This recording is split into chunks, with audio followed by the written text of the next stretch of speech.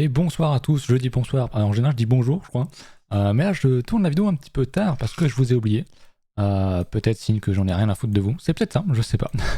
Bref, on va commencer rapidos avec un petit point Twitter, vous avez dû voir quelques personnes tweeter ceci, donc je ne ferai pas de, de commentaires là-dessus, mais ça va être un truc bien sympa, il y aura des nouvelles dans quelques jours. Si vous avez dû voir beaucoup de monde poster cette chose-là, voilà, il y aura une explication d'ici quelques jours. Je crois que pour la prochaine vidéo de vendredi, je pourrais peut-être pas encore l'annoncer, mais dimanche ce sera bon. Donc voilà. Sinon ce soir je suis en stream, donc n'hésitez pas également. On est sur le DAX, c'est pas du tout ce que je voulais. On va évidemment parler du Bitcoin qui est en train de casser, donc ça c'est quand même vraiment une très très bonne chose. Hop.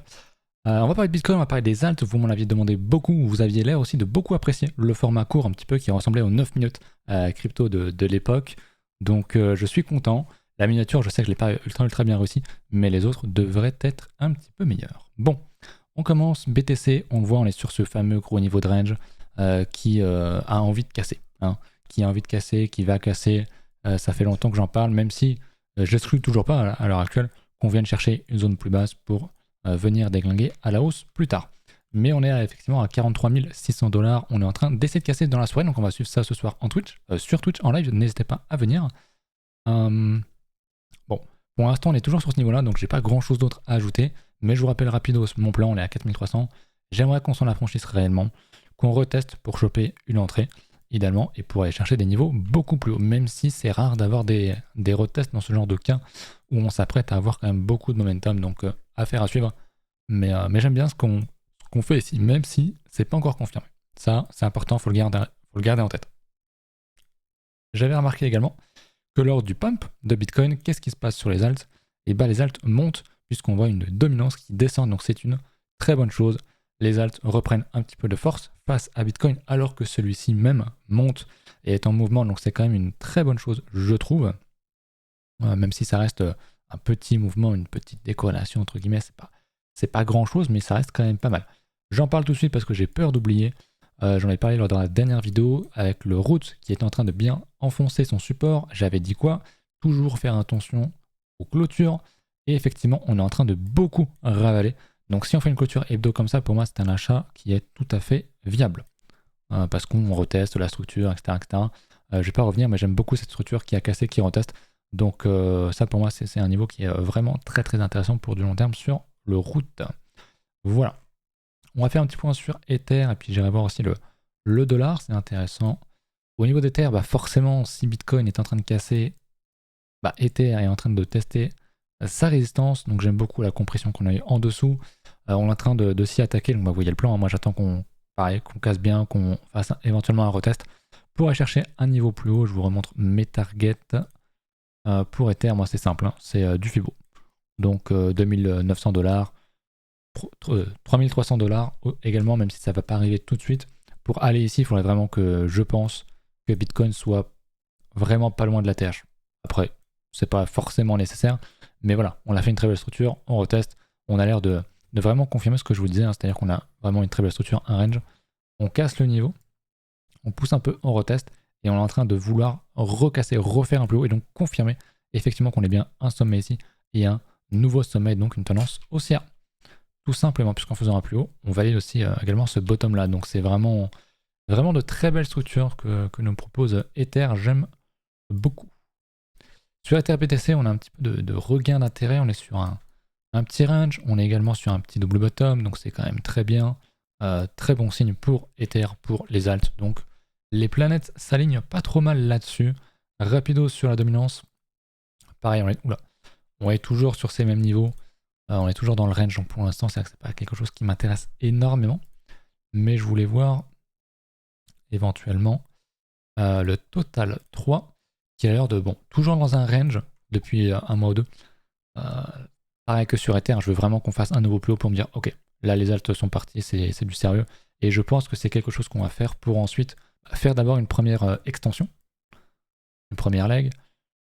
Sans doute, peut-être pas aussi loin, mais sans doute ensuite derrière range, un petit peu comme l'a fait le Link, pour ensuite continuer fin d'année 2024 ou 2025, et ainsi pumper et avoir notre run pour ces 2 prochaines années.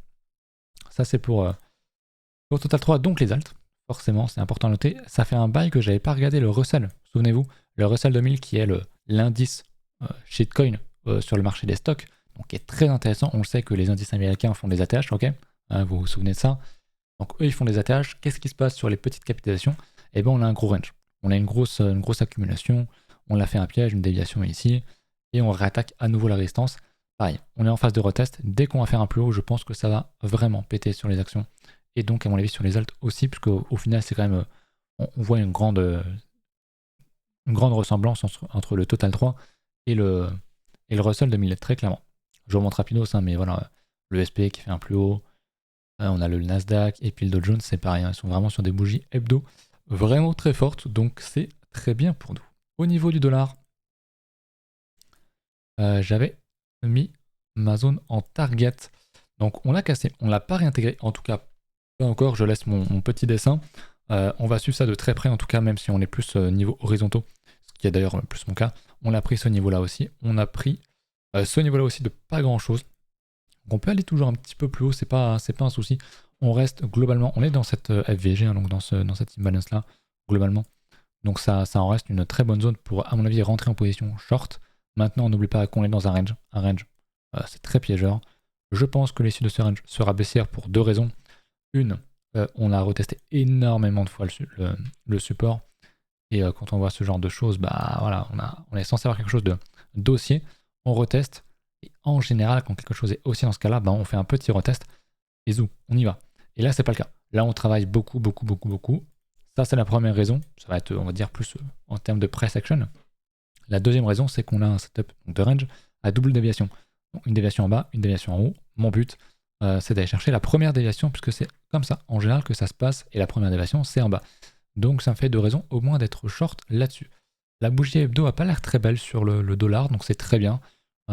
C'est parfait. Donc, ça nous aide pour les cryptos, pour les actions aussi, mais c'est globalement pour les actifs à risque. Voilà pour ces cryptos-là. Je pense que j'avais fait le point là-dessus. J'ai pas préparé ma chart pour BTC au niveau de l'order flow, mais c'est pas grave, j'avais pas grand-chose d'autre à noter réellement. Ça fait un petit moment que j'ai pas fait le point sur les niveaux aussi. Je vous mets ça en noir parce que c'est pas très agréable. On va essayer de prendre un range un peu plus grand, mais c'était pas très intéressant pendant plusieurs semaines, donc j'ai un peu mis de côté. Bon, voilà, très clairement, on va sur sur un mois, pardon, on a très clairement un range. Et où est-ce qu'on voit les niveaux? Et bah au-dessus, ok. On voit que là, on est prêt à péter, qu'il y a des gros niveaux de liquidation théorique qui sont là, donc ça conforte mon biais, c'est très bien. Je vais aller sur 3 mois, mais en général, c'est pas ultra calé, ça commence à être vraiment trop pour des niveaux de liquidation en termes de trading. Mais il n'y a pas grand chose en dessous non plus. Je vais zoomer sur la semaine, mais je pense que on va être pas trop mal en tendance. Quoique c'est aussi un range. On pourrait pourquoi pas aller chercher les 41K. Ça me semble pas aberrant. Si je regarde sur Bitcoin, pardon, 41K. Bah oui, c'est la zone que j'évoquais. Donc la zone de FVG également. Donc intéressant à suivre.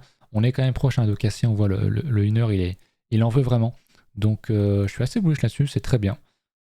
J'ai raison, donc ça fait toujours plaisir. On va passer maintenant à ce que vous attendez, vos alts. Donc déjà, encore une fois, merci pour vos commentaires. On va parler du bonk. Le bon vieux bonk. C'était Guigui qui me demandait le bonk. On va regarder sur Binance. Alors, je suis pas sur le bon graphe. On va regarder ici. My bad. Le bonk. Le bonk qui nous dit qu'il y a un petit potentiel en daily, puisqu'en hebdo, il n'y aura pas assez de graphiques globalement. Mais effectivement, ce que j'aimerais beaucoup, c'est qu'on va aller sur double bottom. Et qu'on dégage de ce gros range. C'est vrai que je suis pas trop fan de ça, vous le savez. Hein. Mais quand on a des zones très proches, des petites mèches très proches qui n'ont pas vraiment cassé, je suis pas fan. Moi, j'aime bien qu'on prenne la liquide, qu'on prenne les stops, qu'on réintègre, qu'on fasse une déviation. Et c'est bon, on peut repartir, l'esprit léger. Là, j'avoue, je suis pas ultra fan. Après, on l'a fait légèrement. Si je vous remontre ici. Hop. Vous voyez sur ce niveau-là. Ici, on l'a fait. Donc, pourquoi pas. Mais je suis quand même pas ultra fan de ça. J'aimerais, en daily, que le bonk nous fasse quelque chose comme ça. Et donc, on vienne casser les 0, je sais pas combien, 1209 là. Donc, à suivre. Un petit double bottom daily, ça pourrait être pas mal pour confirmer le plus gros double bottom qui serait potentiellement comme ceci. Ça serait totalement quelque chose que j'envisagerais. Ça fait totalement partie de mes setups que j'explique. Une petite structure dans une plus grosse, c'est vraiment parfait si vous voulez pré-shot un petit peu et pas acheter sur des plus 300% concrètement. Bon, là, c'est du daily, donc c'est pas du plus 300%, je pense pas, c'est 70, 80. Mais quand même. Donc, très bien. Le bonk, merci Guigui. Lucky nous dit c'est la période la plus difficile, je pense. On a beaucoup de bottom, il faut se positionner et attendre maintenant. Je me rappelle des 100% par jour, effectivement, notamment en 2017, c'était même plus que 100% par jour. Mais effectivement, c'est une période difficile parce que c'est surtout, au niveau psychologie, de l'attente. C'est-à-dire que tu as fait l'action et tu n'as plus rien à faire, mais c'est le moyen qui va être rémunérateur. Parce que si tu fais tous les jours quelque chose, tu essaies toujours d'acheter et de vendre, etc., très clairement, c'est pas la peine, tu as juste à acheter et attendre. On a attendu ce moment-là depuis très longtemps et c'est la période où il faut globalement se calmer. Voilà, surtout si tu es déjà dans le marché, tu n'as plus grand-chose à faire, tu as juste à attendre des mois et voire années pour voir les gains arriver. On me propose le Okai. Comme dirait Romaric. Okai, j'en parle de temps en temps. Oui, c'est Unchained, donc on va regarder ici. Oh, il me semble que j'avais le graphique sur ChartCoinTrader Pro. Okai, ah, je l'ai pas. Bah, j'étais persuadé, tiens. J'étais persuadé. Il me semble que je l'avais sur TradingView, mais je suis pas sûr. Donc si c'est bien le graphique d'Okai, du coup, tu me confirmeras ça. Sinon, tu me diras où le regarder. Mais bon, globalement, c'est un peu compliqué. Bon, là, c'est un graphe hebdo. On n'a pas vraiment de structure. On pourrait faire un double bottom comme ceci. Je sais pas si vous le voyez bien. Mais c'est intéressant. Après, effectivement, on est en train de faire un léger plus bas.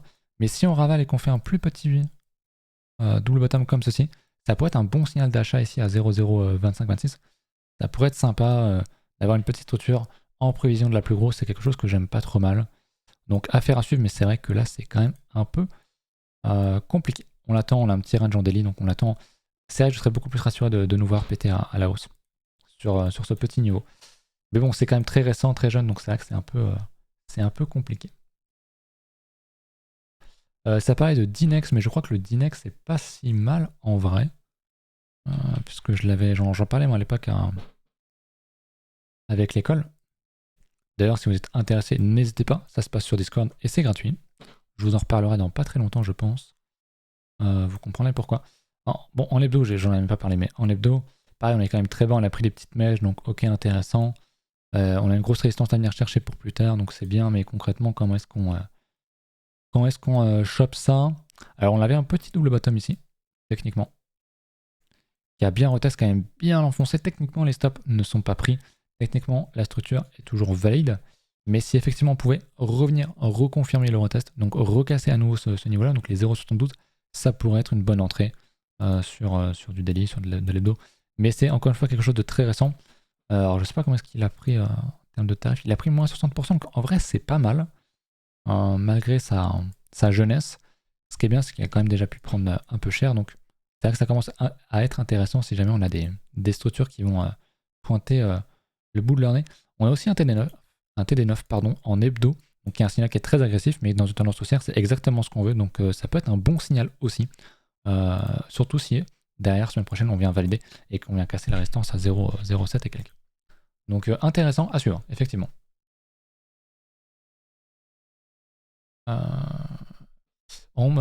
Kamel Walou qui me demande effectivement depuis quelques années de temps en temps des coins qui sont dans le top 10 en dehors de Bitcoin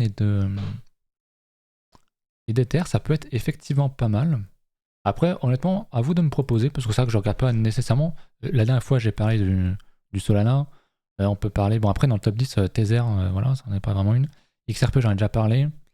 On pourrait regarder pourquoi pas le BNB ou le Cardano, tiens. Je sais que le BNB, bon, j'en ai déjà parlé plusieurs fois parce que j'ai un petit peu la rage sur le BNB. Puisque je ne voulais pas en acheter ici. Enfin, je voulais en acheter. Je voulais pas en acheter là parce qu'en fait, j'attendais ce niveau depuis très longtemps de retest. On l'a vu sur une mèche et j'avais pas pu le rattraper derrière. Je m'étais dit, ok, on est à 10, j'aimerais bien essayer de mettre un ordre à genre 8 et quelques et j'avais pas été fil easy. Et j'avais eu un petit peu le seum. Et voilà, sachant qu'il est allé à plus de 400, je crois. À quasiment 700 $. Petit point somme, effectivement. Bref, mais c'est du passé. Je vais enlever le Vegas rapidos, même si bon, on est dans le Vegas hebdo qui vient toujours d'être créé, donc c'est quand même un très bon niveau. Mais ce que je voulais vous montrer, c'est qu'on a un début de structure, donc potentiellement un très gros range ici, comme sur beaucoup d'alts, notamment les majors. Très beau range, je pourrais d'ailleurs l'élargir un petit peu, c'est pas vraiment le souci. On est dessus, on l'a fait. Une petite structure ici, exactement comme le fils. Si vous vous souvenez, j'en montre, j'en parle de temps en temps, puisque c'est une de mes altes, et que j'utilise aussi à l'école. Donc une espèce de épaule, tête-épaule inversée. Donc il y a une structure, hein, ça, pour moi c'est tout aussi bien qu'un double bottom. C'est assez long, c'est bien construit. Donc c'est très bien. Là, c'est ça pour moi, c'est quelque chose de bullish. Donc il y avait potentiellement un achat à prendre ici à 263$. On est déjà à 300, donc on est déjà quasiment sur un plus 20%. Donc on est quand même très proche de la résistance, donc c'est un peu dommage d'acheter la résistance. Après, c'est vrai que sur du long terme, il est quand même pas mal. On va pas se mentir. J'ai quand même une petite réticence sur le fait que il y a quand même une chose.